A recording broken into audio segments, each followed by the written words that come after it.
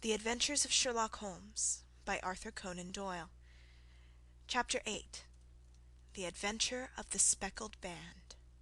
On glancing over my notes of the 70-odd cases in which I have during the last 8 years studied the methods of my friend Sherlock Holmes, I find many tragic, some comic, a large number merely strange, but none commonplace, for, working as he did rather for the love of his art than for the acquirement of wealth, he refused to associate himself with any investigation which did not tend towards the unusual, and even the fantastic.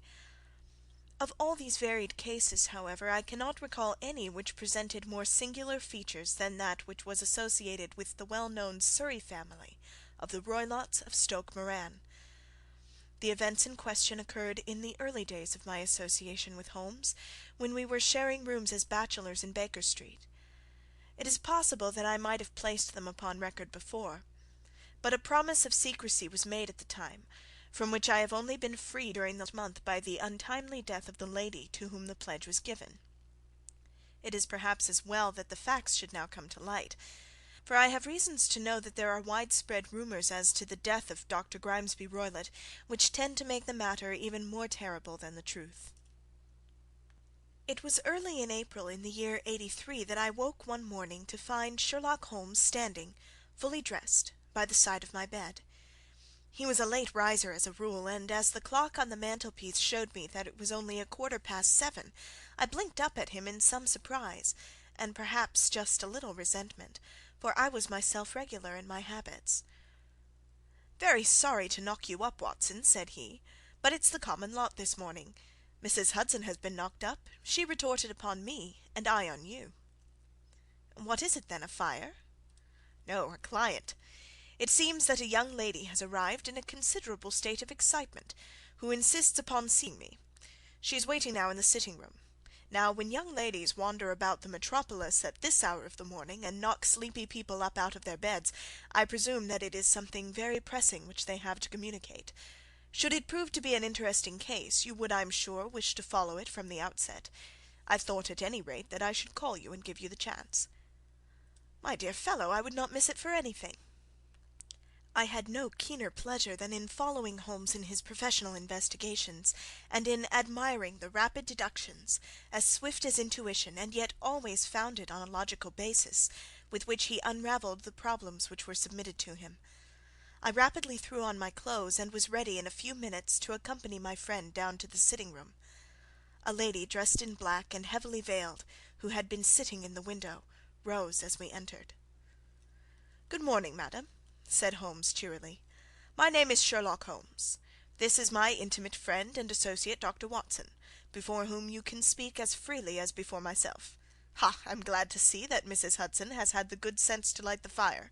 Pray draw up to it, and I shall order you a cup of hot coffee, for I observe that you are shivering." "It is not cold which makes me shiver," said the woman in a low voice, changing her seat as requested. "What then?" "It is fear, Mr. Holmes. It is terror." She raised her veil as she spoke, and we could see that she was indeed in a pitiable state of agitation, her face all drawn and grey, with restless frightened eyes, like those of some hunted animal. Her features and figure were those of a woman of 30, but her hair was shot with premature grey, and her expression was weary and haggard. Sherlock Holmes ran her over with one of his quick, all-comprehensive glances. "You must not fear," said he soothingly, bending forward and patting her forearm. "We shall soon set matters right, I have no doubt. You have come in by train this morning, I see." "You know me, then?" "No, but I observed the second half of a return ticket in the palm of your left glove. You must have started early, and yet you had a good drive in a dog-cart along heavy roads before you reached the station." The lady gave a violent start, and stared in bewilderment at my companion. "There is no mystery, my dear madam," said he, smiling. "The left arm of your jacket is spattered with mud in no less than 7 places. The marks are perfectly fresh. There is no vehicle save a dog-cart which throws up mud in that way, and then only when you sit on the left-hand side of the driver." "Whatever your reasons may be, you are perfectly correct," said she. "I started from home before 6, reached Leatherhead at 20 past, and came in by the first train to Waterloo. Sir, I can stand this strain no longer. I shall go mad if it continues. I have no one to turn to, none save only one who cares for me, and he, poor fellow, can be of little aid. I've heard of you, Mr. Holmes. I have heard of you from Mrs. Farintosh, whom you helped in the hour of her sore need. It was from her that I had your address. Oh, sir, do you not think that you could help me too, and at least throw a little light through the dense darkness which surrounds me? At present it is out of my power to reward you for your services, but in a month or 6 weeks I shall be married, with the control of my own income, and then at least you shall not find me ungrateful." Holmes turned to his desk, and, unlocking it, drew out a small case-book, which he consulted. "Farintosh," said he. "Ah, yes, I recall the case. It was concerned with an opal tiara. I think it was before your time, Watson. I can only say, madam, that I shall be happy to devote the same care to your case as I did to that of your friend. As to reward, my profession is its own reward, but you are at liberty to defray whatever expenses I may be put to, at the time which suits you best. And now I beg that you will lay before us everything that may help us in forming an opinion on the matter." "Alas!" replied our visitor, "the very horror of my situation lies in the fact that my fears are so vague, and my suspicions depend so entirely upon small points, which might seem trivial to another, that even he to whom of all others I have a right to look for help and advice looks upon all that I tell him about it as the fancies of a nervous woman. He does not say so, but I can read it from his soothing answers and averted eyes. But I have heard, Mr. Holmes, that you can see deeply into the manifold wickedness of the human heart. You may advise me how to walk amid the dangers which encompass me." "I am all attention, madam." "My name is Helen Stoner, and I am living with my stepfather, who is the last survivor of one of the oldest Saxon families in England, the Roylotts of Stoke Moran, on the western border of Surrey." Holmes nodded his head. "The name is familiar to me," said he. "The family was at one time the richest in England, and the estates extended over the borders into Berkshire in the north and Hampshire in the west. In the last century, however, 4 successive heirs were of a dissolute and wasteful disposition, and the family ruin was eventually completed by a gambler in the days of the Regency. Nothing was left save a few acres of ground and the 200-year-old house, which is itself crushed under a heavy mortgage. The last squire dragged out his existence there, living the horrible life of an aristocratic pauper. But his only son, my stepfather, seeing that he must adapt himself to the new conditions, obtained an advance from a relative, which enabled him to take a medical degree, and went out to Calcutta, where, by his professional skill and force of character, he established a large practice. In a fit of anger, however, caused by some robberies which had been perpetrated in the house, he beat his native butler to death and narrowly escaped a capital sentence. As it was, he suffered a long term of imprisonment, and afterwards returned to England a morose and disappointed man. When Dr. Roylott was in India, he married my mother, Mrs. Stoner, the young widow of Major General Stoner of the Bengal Artillery. My sister Julia and I were twins, and we were only 2 years old at the time of my mother's remarriage. She had a considerable sum of money, not less than £1,000 a year, and this she bequeathed to Dr. Roylott entirely while we resided with him, with a provision that a certain annual sum should be allowed to each of us in the event of our marriage. Shortly after our return to England my mother died. She was killed 8 years ago in a railway accident near Crewe. Dr. Roylott then abandoned his attempts to establish himself in practice in London, and took us to live with him in the old ancestral house at Stoke Moran. The money which my mother had left was enough for all our wants, and there seemed to be no obstacle to our happiness. But a terrible change came over our stepfather about this time. Instead of making friends and exchanging visits with our neighbours, who had at first been overjoyed to see a Roylott of Stoke Moran back in the old family seat, he shut himself up in his house, and seldom came out save to indulge in ferocious quarrels with whoever might cross his path. Violence of temper, approaching to mania, has been hereditary in the men of the family, and in my stepfather's case it had, I believe, been intensified by his long residence in the tropics. A series of disgraceful brawls took place, 2 of which ended in the police court, until at last he became the terror of the village, and the folks would fly at his approach, for he is a man of immense strength, and absolutely uncontrollable in his anger. Last week he hurled the local blacksmith over a parapet into a stream, and it was only by paying over all the money which I could gather together that I was able to avert another public exposure. He had no friends at all save the wandering gipsies, and he would give these vagabonds leave to encamp upon the few acres of bramble-covered land which represent the family estate, and would accept in return the hospitality of their tents, wandering away with them, sometimes for weeks on end. He has a passion also for Indian animals, which are sent over to him by a correspondent, and he has at this moment a cheetah and a baboon, which wander freely over his grounds, and are feared by the villagers almost as much as their master. You can imagine from what I say that my poor sister Julia and I had no great pleasure in our lives. No servant would stay with us, and for a long time we did all the work of the house. She was but 30 at the time of her death, and yet her hair had already begun to whiten, even as mine has. Your sister is dead, then? She died just 2 years ago, and it is of her death that I wish to speak to you. You can understand that, living the life which I have described, we were little likely to see any one of our own age and position. We had, however, an aunt, my mother's maiden sister, Miss Honoria Westphale, who lives near Harrow, and we were occasionally allowed to pay short visits at this lady's house. Julia went there at Christmas 2 years ago, and met there a half-pay major of marines, to whom she became engaged. My stepfather learned of the engagement when my sister returned, and offered no objection to the marriage, but within a fortnight of the day which had been fixed for the wedding, the terrible event occurred which has deprived me of my only companion." Sherlock Holmes had been leaning back in his chair with his eyes closed and his head sunk in a cushion, but he half opened his lids now and glanced across at his visitor. "Pray be precise as to details," said he. "It is easy for me to be so, for every event of that dreadful time is seared into my memory. The manor house is, as I have already said, very old, and only one wing is now inhabited. The bedrooms in this wing are on the ground floor, the sitting rooms being in the central block of the buildings. Of these bedrooms, the first is Dr. Roylott's, the second my sister's, and the third my own.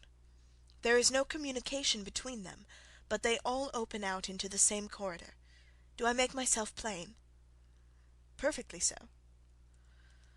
"The windows of the 3 rooms open out upon the lawn. That fatal night Dr. Roylott had gone to his room early, though we knew that he had not retired to rest, for my sister was troubled by the smell of the strong Indian cigars which it was his custom to smoke. She left her room, therefore, and came into mine, where she sat for some time, chatting about her approaching wedding. At 11 o'clock she rose to leave me, but she paused at the door and looked back. "Tell me, Helen," said she, "have you ever heard any one whistle in the dead of the night?" "Never," said I.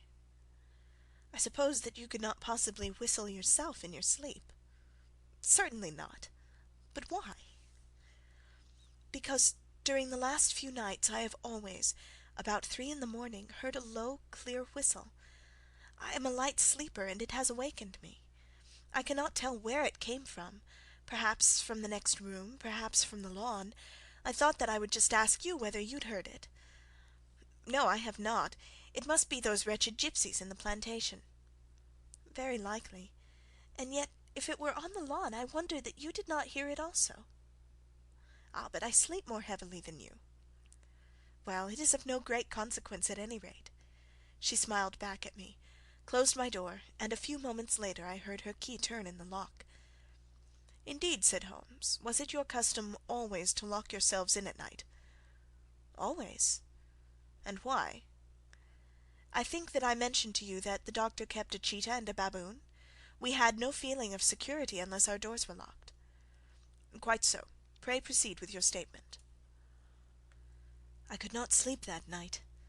A vague feeling of impending misfortune impressed me. My sister and I, you will recollect, were twins, and you know how subtle are the links which bind 2 souls which are so closely allied. It was a wild night. The wind was howling outside, and the rain was beating and splashing against the windows.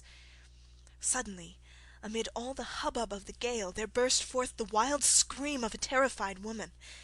I knew that it was my sister's voice. I sprang from my bed, wrapped a shawl around me, and rushed into the corridor.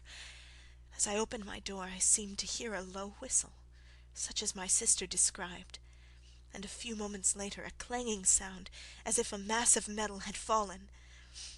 As I ran down the passage, my sister's door was unlocked, and revolved slowly upon its hinges. I stared at it horror-stricken, not knowing what was about to issue from it. By the light of the corridor lamp I saw my sister appear at the opening, her face blanched with terror, her hands groping for help, her whole figure swaying to and fro like that of a drunkard. I ran to her and threw my arms round her, but at that moment her knees seemed to give way, and she fell to the ground. She writhed as one who is in terrible pain, and her limbs were dreadfully convulsed. At first I thought that she had not recognized me, but as I bent over her she suddenly shrieked in a voice which I shall never forget, "Oh, my God, Helen! It was the band! The Speckled Band!" There was something else which she would fain have said, and she stabbed with her finger in the air in the direction of the doctor's room, but a fresh convulsion seized her and choked her words. I rushed out, calling loudly for my stepfather, and I met him hastening from his room in his dressing-gown. When he reached my sister's side, she was unconscious, and though he poured brandy down her throat and sent for medical aid from the village, all efforts were in vain, for she slowly sank and died without having recovered her consciousness. Such was the dreadful end of my beloved sister. "One moment," said Holmes. "Are you sure about this whistle and metallic sound? Could you swear to it?" "That was what the country coroner asked me at the enquiry. It is my strong impression that I heard it, and yet among the crash of the gale and the creaking of an old house I may possibly have been deceived." "Was your sister dressed?" "No, she was in her night-dress. In her right hand was found the charred stump of a match, and in her left a match-box." "Showing that she had struck a light and looked about her when the alarm took place. That is important. And what conclusions did the coroner come to?" "He investigated the case with great care, for Dr. Roylott's conduct had long been notorious in the county, but he was unable to find any satisfactory cause of death. My evidence showed that the door had been fastened upon the inner side, and the windows were blocked by old-fashioned shutters with broad iron bars, which were secured every night. The walls were carefully sounded, and were shown to be quite solid all round, and the flooring was also thoroughly examined, with the same result. The chimney is wide, but it is barred up by 4 large staples. It is certain, therefore, that my sister was quite alone when she met her end. Besides, there were no marks of any violence upon her." "How about poison?" "The doctors examined her for it, but without success." "What do you think this unfortunate lady died of, then?" "It is my belief that she died of pure fear and nervous shock, though what it was that frightened her I cannot imagine." "Were there gipsies in the plantation at the time?" "Yes, there are nearly always some there." "Ah, and what did you gather from this allusion to a band, a speckled band?" "Sometimes I have thought that it was merely the wild talk of delirium, sometimes that it may have referred to some band of people, perhaps to those very gipsies in the plantation. I do not know whether the spotted handkerchief which so many of them wear over their heads might have suggested the strange adjective which she used." Holmes shook his head like a man who is far from being satisfied. "These are very deep waters," said he. "Pray go on with your narrative." 2 years have passed since then, and my life has been until lately lonelier than ever. A month ago, however, a dear friend, whom I have known for many years, has done me the honour to ask my hand in marriage. His name is Armitage, Percy Armitage, the second son of Mr. Armitage of Cranewater, near Reading. My stepfather has offered no opposition to the match, and we are to be married in the course of the spring. 2 days ago some repairs were started in the west wing of the building, and my bedroom wall has been pierced, so that I have had to move into the chamber in which my sister died, and to sleep in the very bed in which she slept. Imagine then my thrill of terror when last night, as I lay awake thinking over her terrible fate, I suddenly heard in the silence of the night the low whistle which had been the herald of her own death. I sprang up and lit the lamp, but nothing's to be seen in the room. I was too shaken to go to bed again, however, so I dressed, and as soon as it was daylight I slipped down, got a dog-cart at the Crown Inn, which is opposite, and drove to Leatherhead, from whence I have come on this morning with the one object of seeing you and asking your advice." "You've done wisely," said my friend. "But have you told me all?" "Yes, all." "Miss Roylott, you have not. You are screening your stepfather." "Why, what do you mean?" For answer Holmes pushed back the frill of black lace which fringed the hand that lay upon our visitor's knee. 5 little livid spots, the marks of 4 fingers and a thumb, were printed upon the white wrist. "You have been cruelly used," said Holmes. The lady coloured deeply and covered over her injured wrist. "He is a hard man," she said, "and perhaps he hardly knows his own strength." There was a long silence, during which Holmes leaned his chin upon his hands and stared into the crackling fire. "This is a very deep business," he said at last. "There are 1,000 details which I should desire to know before I decide upon our course of action. Yet we have not a moment to lose. If we were to come to Stoke Moran to-day, would it be possible for us to see over these rooms without the knowledge of your stepfather?" "As it happens, he spoke of coming into town to-day upon some most important business. It is probable that he will be away all day, and that there would be nothing to disturb you. We have a housekeeper now, but she's old and foolish, and I could easily get her out of the way." "Excellent. You're not averse to this trip, Watson?" "By no means." "Then we shall both come. What are you going to do yourself?"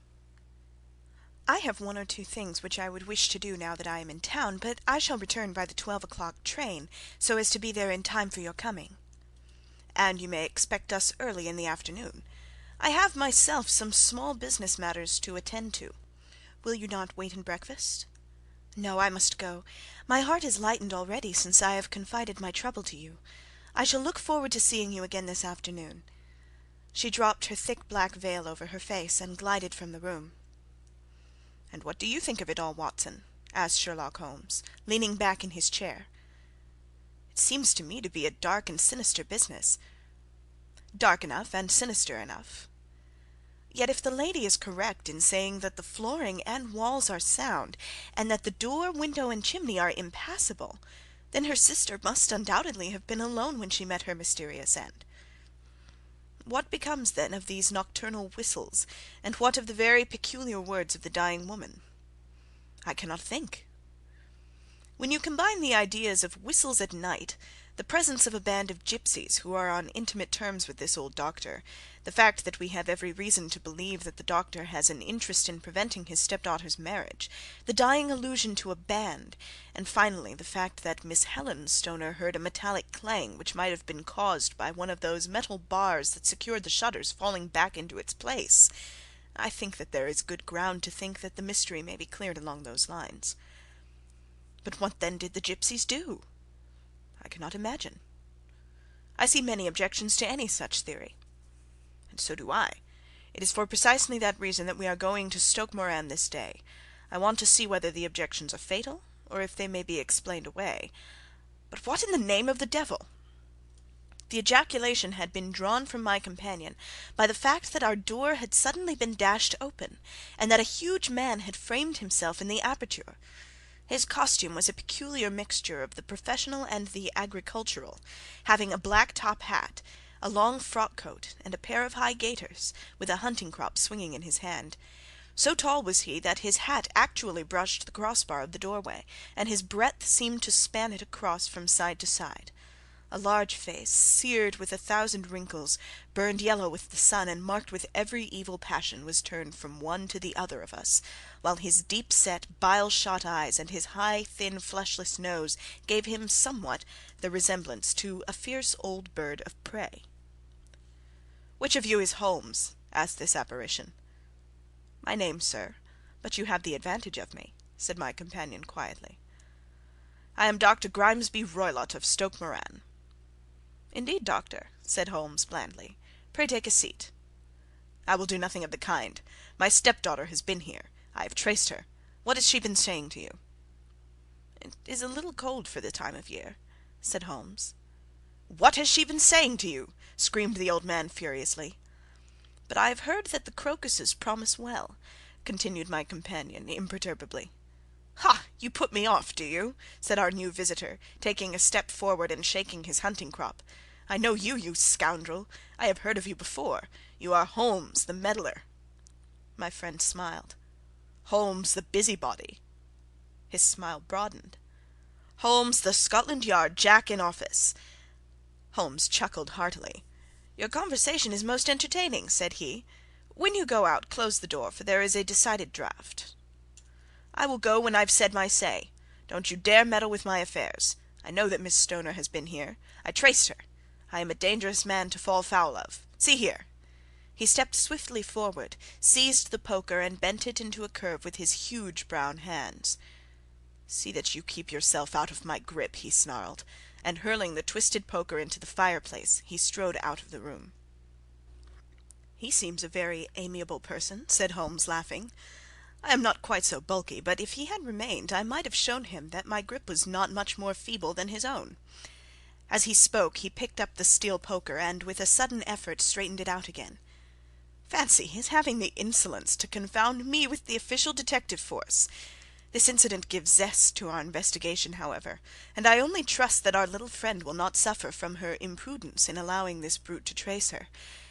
And now, Watson, we shall order breakfast, and afterwards I shall walk down to Doctors' Commons, where I hope to get some data which may help us in this matter." It was nearly 1 o'clock when Sherlock Holmes returned from his excursion. He held in his hands a sheet of blue paper, scrawled over with notes and figures. "I have seen the will of the deceased wife," said he. "To determine its exact meaning I have been obliged to work out the present prices of the investments with which it is concerned. The total income, which at the time of the wife's death was little short of £1,100, is now, through the fall in agricultural prices, not more than £750.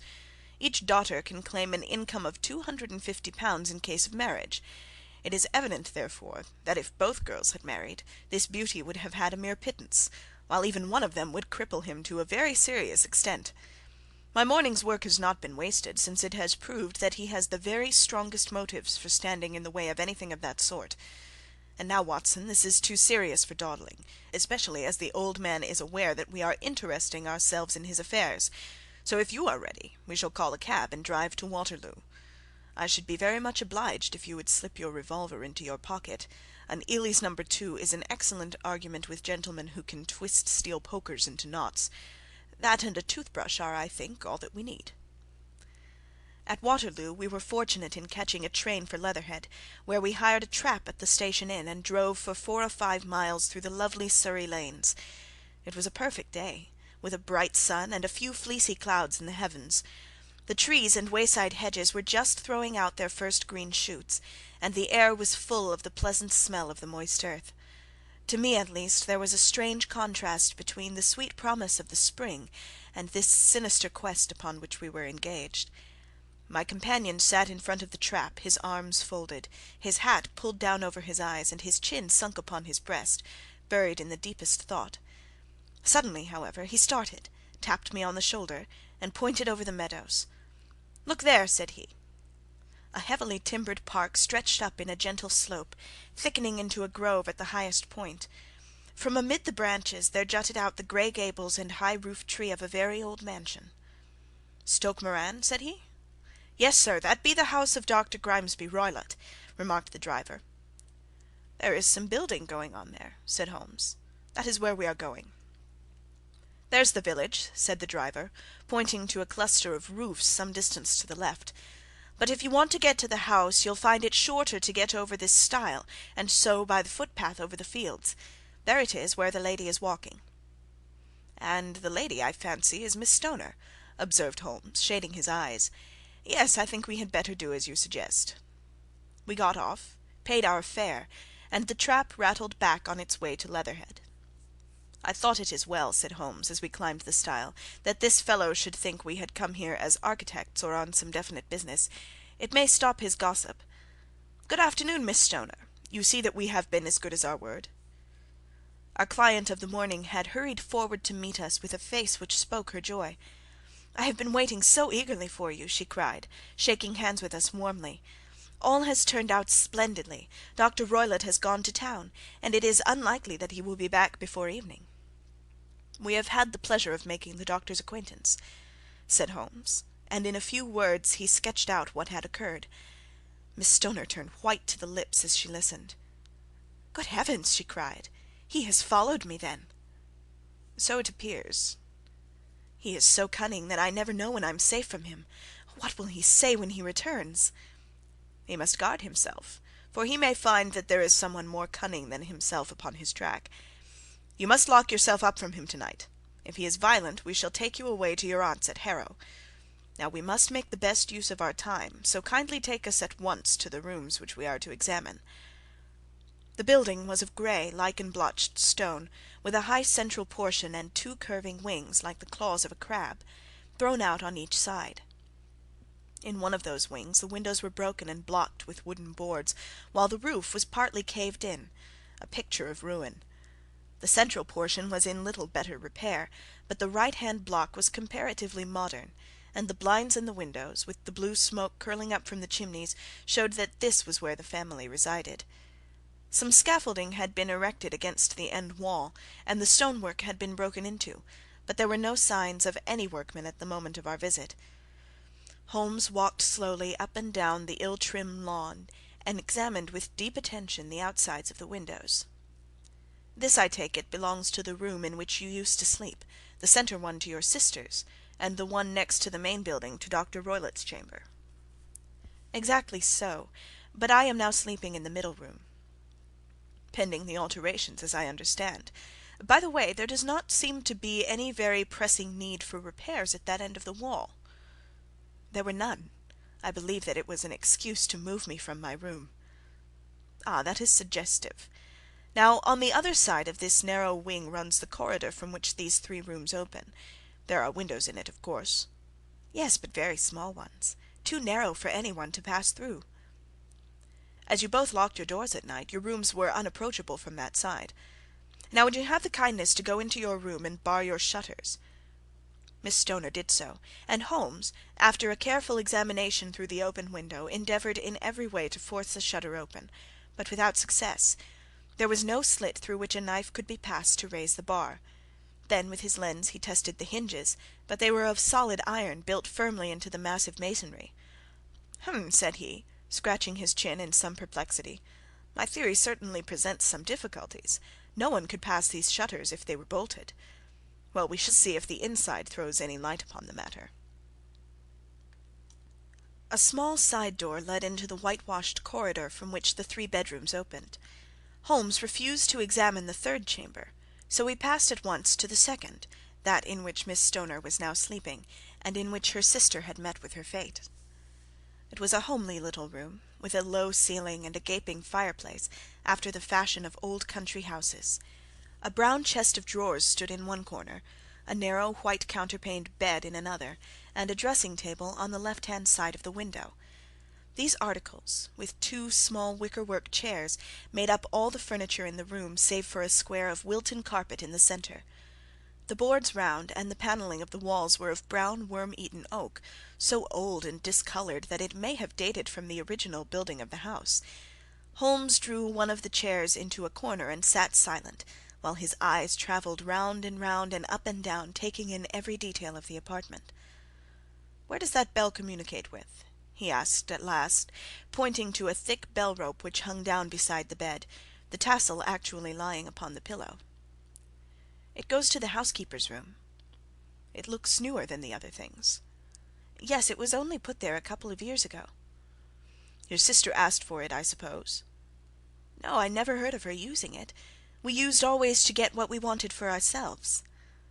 "Indeed, it seemed unnecessary to put so nice a bell-pull there. You will excuse me for a few minutes while I satisfy myself as to this floor." He threw himself down upon his face, with his lens in his hand, and crawled swiftly backward and forward, examining minutely the cracks between the boards. Then he did the same with the woodwork with which the chamber was panelled. Finally he walked over to the bed and spent some time in staring at it and in running his eye up and down the wall. Finally he took the bell-rope in his hand and gave it a brisk tug. "Why, it's a dummy," said he. "Won't it ring?" "No, it is not even attached to a wire. This is very interesting. You can see now that it is fastened to a hook just above where the little opening for the ventilator is." "How very absurd! I never noticed that before." "Very strange," muttered Holmes, pulling at the rope. "There are one or two singular points about this room. For example, what a fool a builder must be to open a ventilator into another room, when, with the same trouble, he might have communicated with the outside air." "That is also quite modern," said the lady. "Done about the same time as the bell rope," remarked Holmes. "Yes, there were several little changes carried out about that time." "They seem to have been of a most interesting character. Dummy bell ropes, and ventilators which do not ventilate. With your permission, Miss Stoner, we shall now carry our researches into the inner apartment." Dr. Grimesby Roylott's chamber was larger than that of his stepdaughter, but was as plainly furnished. A camp bed, a small wooden shelf full of books, mostly of a technical character, an armchair beside the bed, a plain wooden chair against the wall, a round table, and a large iron safe were the principal things which met the eye. Holmes walked slowly round and examined each and all of them with the keenest interest. "What's in here?" he asked, tapping the safe. "My stepfather's business papers." "Oh, you have seen inside, then?" "Only once, some years ago. I remember that it was full of papers." "There isn't a cat in it, for example?" "No, what a strange idea!" "Well, look at this." He took up a small saucer of milk which stood on the top of it. "No, we don't keep a cat, but there is a cheetah and a baboon." "Ah, yes, of course. Well, a cheetah is just a big cat. And yet a saucer of milk does not go very far in satisfying its wants, I dare say. There is one point which I should wish to determine." He squatted down in front of the wooden chair and examined the seat of it with the greatest attention. "Thank you, that is quite settled," said he, rising and putting his lens in his pocket. "Hullo, here is something interesting." The object which had caught his eye was a small dog lash hung on one corner of the bed. The lash, however, was curled upon itself and tied so as to make a loop of whipcord. "What do you make of that, Watson?" "It's a common enough lash, but I don't know why it should be tied." "That is not quite so common, is it? Ah me, it's a wicked world, and when a clever man turns his brains to crime it is the worst of all. I think that I have seen enough now, Miss Stoner, and with your permission we shall walk out upon the lawn." I have never seen my friend's face so grim or his brow so dark as it was when we turned from the scene of this investigation. We had walked several times up and down the lawn, neither Miss Stoner nor myself liking to break in upon his thoughts before he roused himself from his reverie. "It is very essential, Miss Stoner," said he, "that you should absolutely follow my advice in every respect." "I shall most certainly do so." "The matter is too serious for any hesitation. Your life may depend upon your compliance." "I assure you that I am in your hands." "In the first place, both my friend and I must spend the night in your room." Both Miss Stoner and I gazed at him in astonishment. "Yes, it must be so. Let me explain. I believe that is the village inn over there." "Yes, that is the Crown." "Very good. Your windows would be visible from there?" "Certainly." "You must confine yourself to your room on pretence of a headache when your stepfather comes back. Then, when you hear him retire for the night, you must open the shutters of your window, undo the hasp, put your lamp there as a signal to us, and then withdraw quietly, with everything which you are likely to want, into the room which you used to occupy. I have no doubt that, in spite of the repairs, you could manage there for one night." "Oh yes, easily." "The rest you will leave in our hands." "But what will you do?" "We shall spend the night in your room, and we shall investigate the cause of this noise which has disturbed you." "I believe, Mr. Holmes, that you have already made up your mind," said Miss Stoner, laying her hand upon my companion's sleeve. "Perhaps I have." "Then for pity's sake tell me what was the cause of my sister's death." "I should prefer to have clearer proofs before I speak." "You can at least tell me whether my own thought is correct, and if she died from some sudden fright." "No, I do not think so. I think that there was probably some more tangible cause. And now, Miss Stoner, we must leave you, for if Dr. Roylott returned and saw us, our journey would be in vain. Good bye, and be brave, For if you will do what I have told you, you may rest assured that we shall soon drive away the dangers that threaten you." Sherlock Holmes and I had no difficulty in engaging a bedroom and sitting room at the Crown Inn. They were on the upper floor, and from our window we could command a view of the avenue gate, and of the inhabited wing of Stoke Moran Manor House. At dusk we saw Dr. Grimesby Roylott drive past, his huge form looming up beside the little figure of the lad who drove him. The boy had some slight difficulty in undoing the heavy iron gates, and we heard the hoarse roar of the doctor's voice, and saw the fury with which he shook his clenched fists at him. The trap drove on, and a few minutes later we saw a sudden light spring up among the trees, as the lamp was lit in one of the sitting rooms. "Do you know, Watson," said Holmes, as we sat together in the gathering darkness, "I have really some scruples as to taking you tonight. There is a distinct element of danger." "Can I be of assistance?" "Your presence might be invaluable." "Then I shall certainly come." "It is very kind of you." "You speak of danger. You have evidently seen more in these rooms than was visible to me." "No, but I fancy that I may have deduced a little more. I imagine that you saw all that I did." "I saw nothing remarkable save the bell rope, and what purpose that could answer I confess is more than I can imagine." "You saw the ventilator too?" "Yes, but I do not think it is such a very unusual thing to have a small opening between two rooms. It was so small that a rat could hardly pass through." "I knew that we should find a ventilator before ever we came to Stoke Moran." "My dear Holmes!" "Oh yes, I did. You remember in her statement she said that her sister could smell Dr. Roylott's cigar. Now, of course, that suggested at once that there must be a communication between the two rooms. It could only be a small one, or it would have been remarked upon at the coroner's enquiry. I deduced a ventilator." "But what harm can there be in that?" "Well, there is at least a curious coincidence of dates. A ventilator is made, a cord is hung, and a lady who sleeps in the bed dies. Does not that strike you?" "I cannot as yet see any connection." "Did you observe anything very peculiar about that bed?" "No." "It was clamped to the floor. Did you ever see a bed fastened like that before?" "I cannot say that I have." "The lady could not move her bed. It must always be in the same relative position to the ventilator and to the rope, or so we may call it, since it was clearly never meant for a bell pull." "Holmes," I cried, "I seem to see dimly what you are hinting at. We are only just in time to prevent some subtle and horrible crime."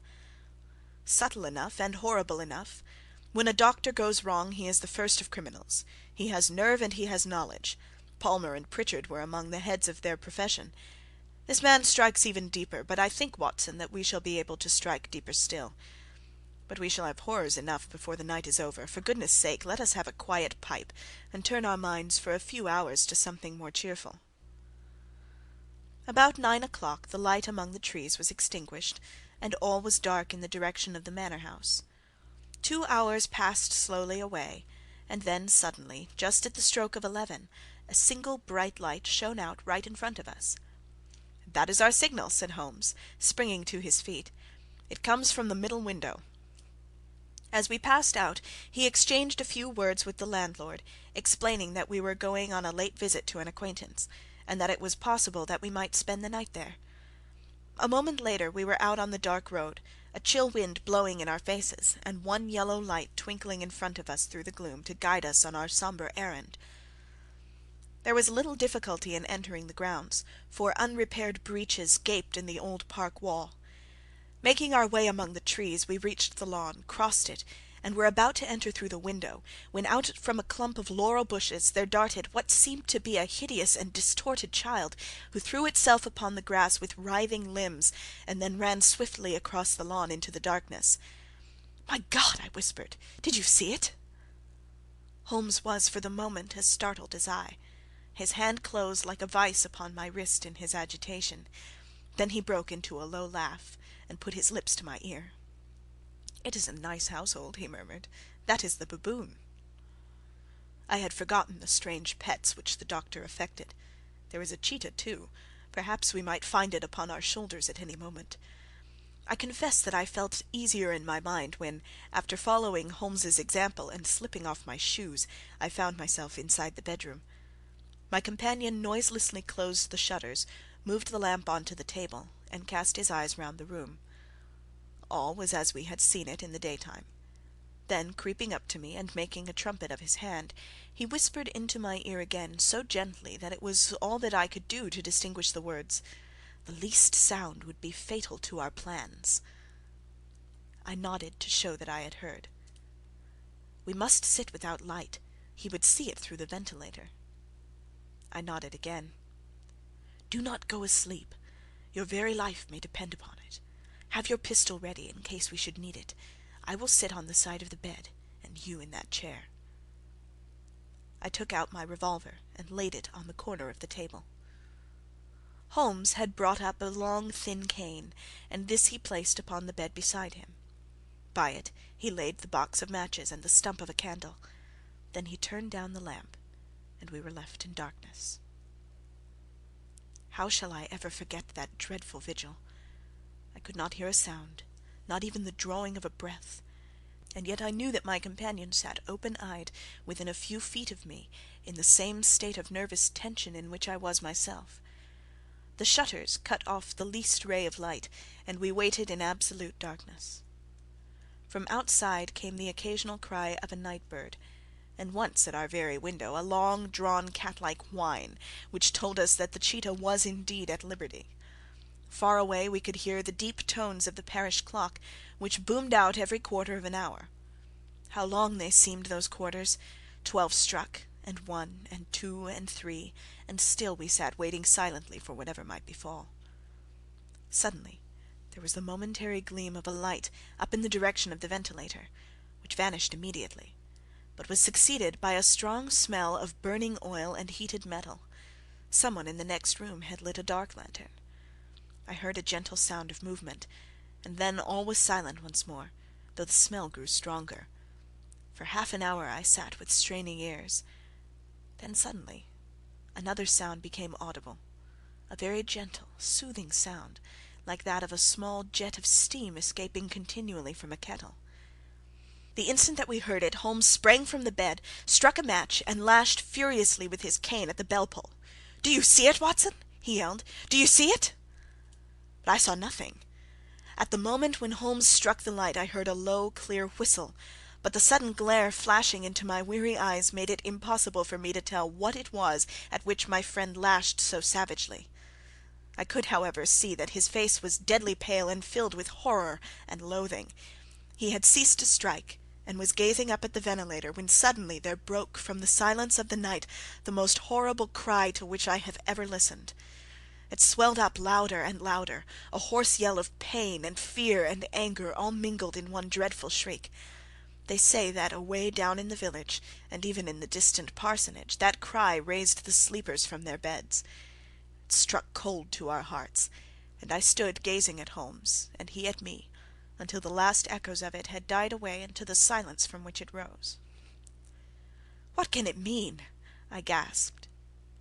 "It means that it is all over," Holmes answered, "and perhaps, after all, it is for the best. Take your pistol, and we will enter Dr. Roylott's room." With a grave face he lit the lamp, and led the way down the corridor. Twice he struck at the chamber door without any reply from within. Then he turned the handle, and entered, I at his heels, with the cocked pistol in my hand. It was a singular sight which met our eyes. On the table stood a dark lantern with the shutter half open, throwing a brilliant beam of light upon the iron safe, the door of which was ajar. Beside this table, on the wooden chair, sat Dr. Grimesby Roylott, clad in a long grey dressing-gown, his bare ankles protruding beneath, and his feet thrust into red heel-less Turkish slippers. Across his lap lay the short stock with the long lash which we had noticed during the day. His chin was cocked upward, and his eyes were fixed in a dreadful rigid stare at the corner of the ceiling. Round his brow he had a peculiar yellow band, with brownish speckles which seemed to be bound tightly round his head. As we entered he made neither sound nor motion. "The band! The Speckled Band!" whispered Holmes. I took a step forward. In an instant his strange headgear began to move, and there reared itself from among his hair the squat, diamond-shaped head and puffed neck of a loathsome serpent. "It is a swamp adder," cried Holmes, "the deadliest snake in India. He has died within 10 seconds of being bitten. Violence does, in truth, recoil upon the violent, and the schemer falls into the pit which he digs for another. Let us thrust this creature back into its den, and we can then remove Miss Stoner to some place of shelter, and let the county police know what has happened." As he spoke he drew the dog-whip swiftly from the dead man's lap, and throwing the noose round the reptile's neck, he drew it from its horrid perch, and, carrying it at arm's length, threw it into the iron safe, which he closed upon it. Such are the true facts of the death of Dr. Grimesby Roylott of Stoke Moran. It is not necessary that I should prolong a narrative which has already run too great a length by telling how we broke the sad news to the terrified girl, how we conveyed her by the morning train to the care of her good aunt at Harrow, of how the slow process of official enquiry came to the conclusion that the doctor met his fate while indiscreetly playing with a dangerous pet.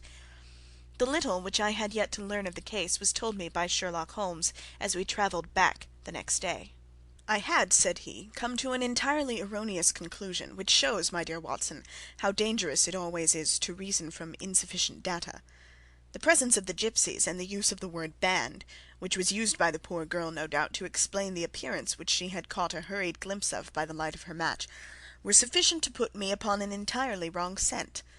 I can only claim the merit that I instantly reconsidered my position, when, however, it became clear to me that whatever danger threatened an occupant of the room could not come either from the window or the door. My attention was speedily drawn, as I have already remarked to you, to this ventilator, and to the bell-rope which hung down to the bed. The discovery that this was a dummy, and that the bed was clamped to the floor, instantly gave rise to the suspicion that the rope was there as a bridge for something passing through the hole and coming to the bed. The idea of a snake instantly occurred to me, and when I coupled it with my knowledge that the doctor was furnished with a supply of creatures from India, I felt that I was probably on the right track. The idea of using a form of poison which could not possibly be discovered by any chemical test was just such a one as would occur to a clever and ruthless man who had had an Eastern training. The rapidity with which such a poison would take effect would also, from his point of view, be an advantage. It would be a sharp-eyed coroner indeed who could distinguish the 2 little dark punctures which would show where the poison fangs had done their work. Then I thought of the whistle. Of course he must recall the snake before the morning light revealed it to the victim. He had trained it, probably by use of the milk which we saw, to return to him when summoned. He would put it through this ventilator at the hour that he thought best, with the certainty that it would crawl down the rope and land on the bed. It might or might not bite the occupant. Perhaps she might escape every night for a week, but sooner or later she must fall a victim. I had come to these conclusions before I had ever entered his room.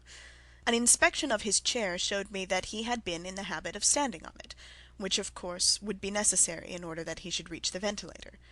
The sight of the safe, the saucer of milk, and the loop of whipcord were enough to finally dispel any doubts which may have remained. The metallic clang heard by Miss Stoner was obviously caused by her stepfather hastily closing the door of his safe upon its terrible occupant. Having once made up my mind, you know the steps which I took in order to put the matter to the proof. I heard the creature hiss, as I have no doubt that you did also, and I instantly lit the light and attacked it, with the result of driving it through the ventilator, and also with the result of causing it to turn upon its master at the other side. Some of the blows of my cane came home and roused its snakish temper, so that it flew upon the first person it saw. In this way I am no doubt indirectly responsible for Dr. Grimesby Roylott's death, and I cannot say it is likely to weigh very heavily upon my conscience. End of The Adventure of the Speckled Band.